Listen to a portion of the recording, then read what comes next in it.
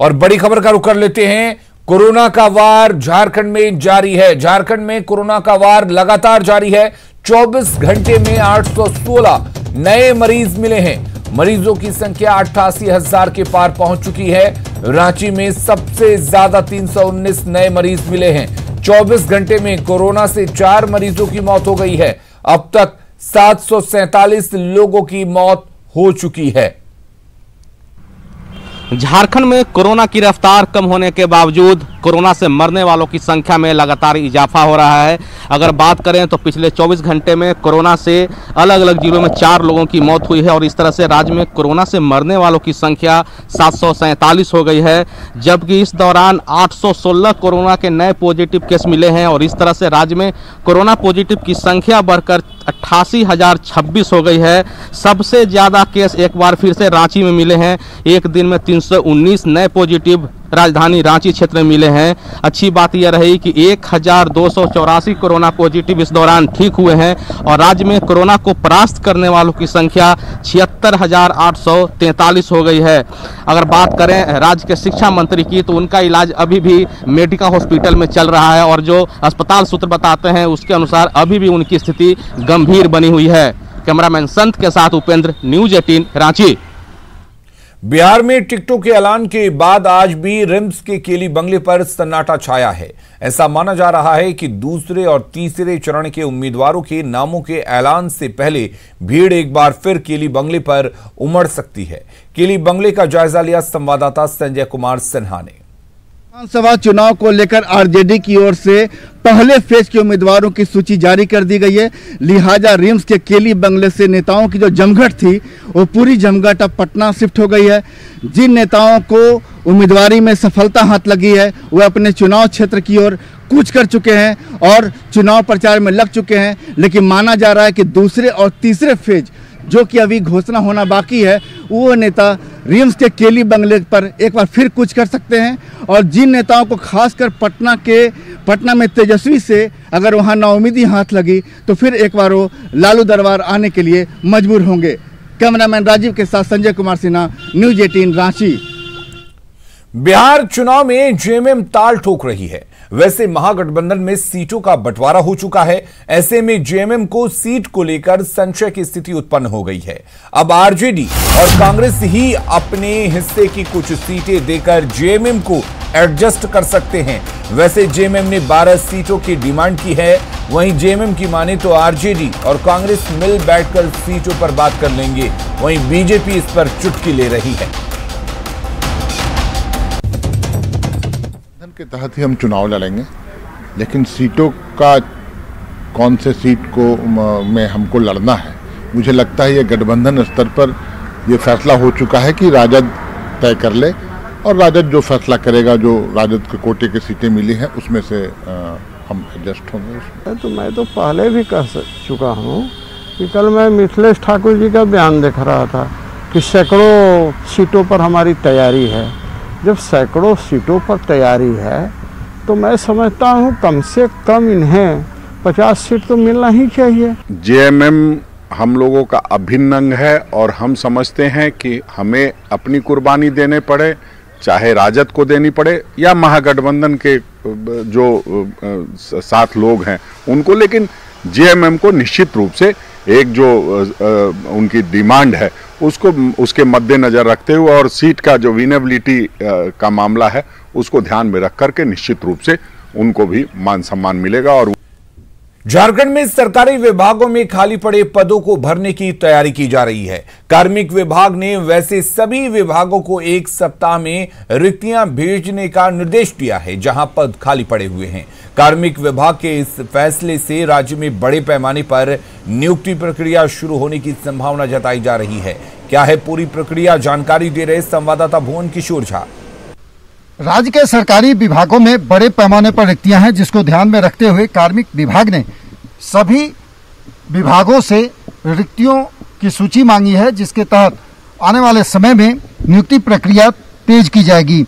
इसके अलावा जेपीएससी और जेएससीसी को भी यह निर्देश दिया गया है कि जितनी भी लंबित परीक्षाएं हैं उसमें स्पीड अप किया जाए, यानी कि सभी नियुक्ति प्रक्रिया को तेज किया जाए, जिसके तहत जो विभागों के कामकाज पर जो कर्मियों के अभाव के कारण से असर पड़ रहा है उसे दूर किया जाए।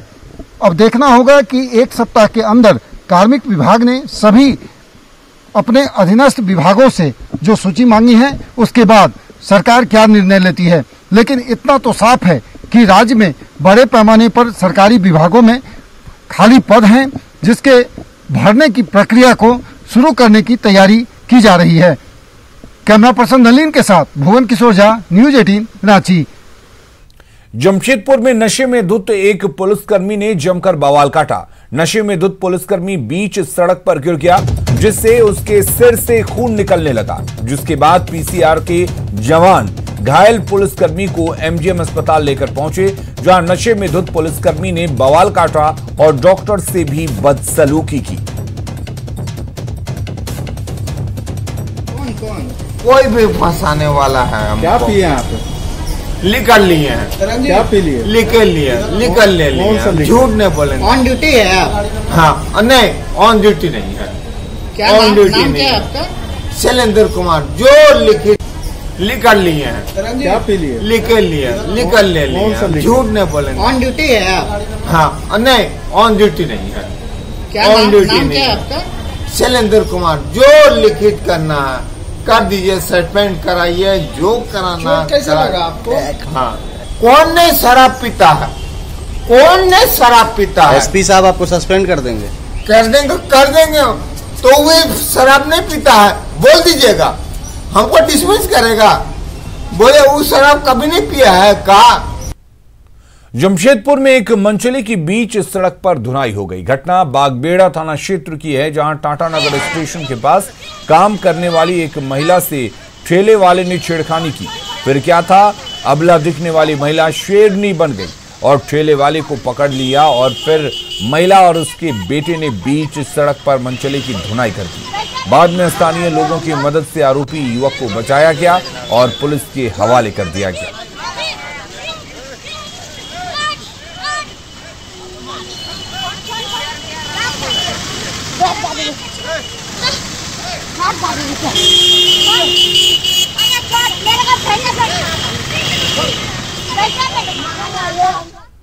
जमशेदपुर में दिन दहाड़े गोलीबारी में 2 लोग घायल हो गए। घटना बिष्टुपुर के धाटकीडी बस्ती की है। बताया जा रहा है कि 3 अक्टूबर को पारिवारिक विवाद में जैदी नामक एक युवक फंदे पर झूल गया था, जिसे गंभीर हालत में टीएमएच में भर्ती कराया गया था। जैदी के पिता का कहना है कि जैदी नशेड़ी था और अक्सर घर वालों से झगड़ा करता था। ऐसे में 20 से ज्यादा की संख्या में जैदी के दोस्त आए और जैदी का ठीक से इलाज नहीं करने का आरोप लगाकर घर वालों से मारपीट की। इस दौरान बस्ती वालों के सामने आने के बाद वो भाग गए, लेकिन फिर दोबारा वो लोग आए और फायरिंग कर दी, जिससे बस्ती के 2 लोगों को गोली लगी है, जिन्हें इलाज के लिए टीएमएच में भर्ती कराया गया है। पुलिस ने मौके से 8 खोखे बरामद किए हैं, साथ ही 2 लोगों को हिरासत में लेकर पूछताछ कर रही है।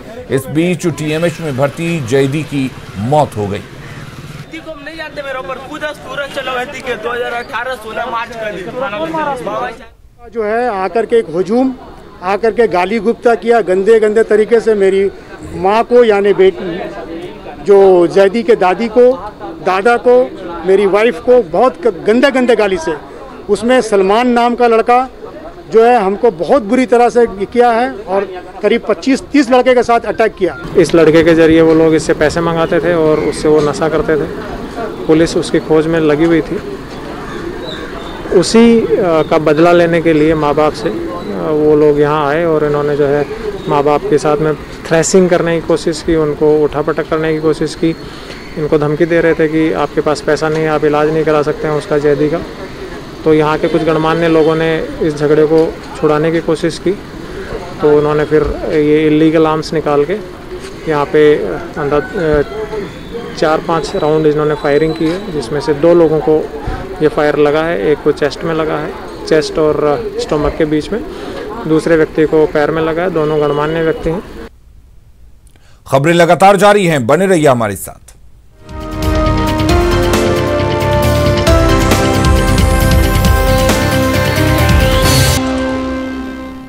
अगली खबर का रुख करते हैं। राज्य के सबसे बड़े सरकारी अस्पताल रिम्स में पिछले 1 साल से गवर्निंग बॉडी की बैठक नहीं हुई है, जबकि नियमावली के मुताबिक हर 3 महीने में शासी परिषद की बैठक जरूरी है। ऐसे में रिम्स शासी परिषद के सदस्य और कांके विधायक ने इस पर सवाल उठाए हैं। हालांकि स्वास्थ्य मंत्री ने जल्द बैठक बुलाने की बात कही है। तो बोले कि नहीं, अभी कोरोना के चलते कोई बैठक नहीं हो सकती है। यह फिर खुद भी कोरोना चपेट में आ गए, लेकिन फिर अभी जो मौका था, अभी मौका भी है इनको। सत्र शीतकालीन जो वर्षाकालीन सत्र चल रहा था, उसके पहले एक दिन के लिए क्या दिक्कत होता है बुलाने के लिए? शासी पैसा की बैठक बुलाना चाहिए, क्योंकि इतनी ये अव्यवस्था जैसे जो होगी। तो आप जानते हैं कि बीच में कोरोना का समय था, सारे लोग उसमें लगे हुए थे, तो इसीलिए अभी टीवी की बैठक हम लोग जल्दी बुलाएंगे। रांची नगर निगम क्षेत्र में होल्डिंग टैक्स, वाटर टैक्स और ट्रेड लाइसेंस का अधिकार नगर विकास विभाग के श्री पब्लिकेशन को दिया है, जिस पर नगर निगम ने सवाल उठाए हैं। डिप्टी मेयर ने इसे नगर निगम के अधिकार में हनन बताया है। उन्होंने कहा कि हर संस्था को एक दूसरे के अधिकार का सम्मान करना चाहिए। कंपनी कर रही है, ये इशू नहीं है। हम भी नहीं चाहते हैं कि किसी कंपनी विशेष पर कोई बात या चर्चा की जाए, लेकिन ये जरूर है कि जो काम जिसको करना है उसको करना चाहिए। सरकार आज एक निर्णय ली है, मुझे लगता है कि जरूर समीक्षा करनी चाहिए कि रांची नगर निगम क्या क्या करेगा, नगर विकास विभाग क्या करेगा, सूडा क्या करेगा, क्योंकि इस तरह के गतिरोध से कहीं ना कहीं जनता की समस्याओं को हम निवारण नहीं कर पाते और कहीं ना कहीं जनता ठगी सी महसूस करती है। पूर्व रेलवे का जोशीडीह स्टेशन बहुत जल्द यात्री सुविधाओं के मामले में अत्याधुनिक स्टेशनों में शुमार हो जाएगा। दरअसल कोरोना बंदी का सदुपयोग करते हुए इस स्टेशन को तेजी से आधुनिक बनाया जा रहा है। स्टेशन पर यात्रियों के लिए स्वचालित सीढ़ियां, उससे जुड़े रैंप समेत तमाम सुविधाएं उपलब्ध कराई जा रही हैं। स्टेशन के आधुनिकीकरण से बाबा नगरी देवघर जाने वाले यात्रियों को अब परेशानी का सामना नहीं करना पड़ेगा।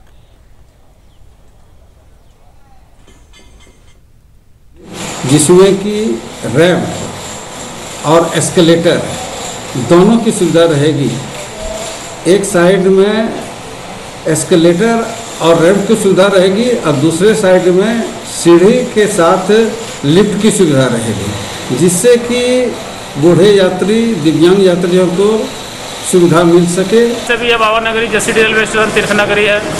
यात्रियों को आने जाने में जो असुविधा होती थी वो एक्सीलेटर में सुविधा होगी। वो लोग अपना मतलब कोई भारी भरकम सामान लेके भी ऊपर नीचे आ सकते हैं। मिला जुला कर सुविधाजनक ही है, जितनी रेलवे सुविधा देती है उतनी बढ़िया है।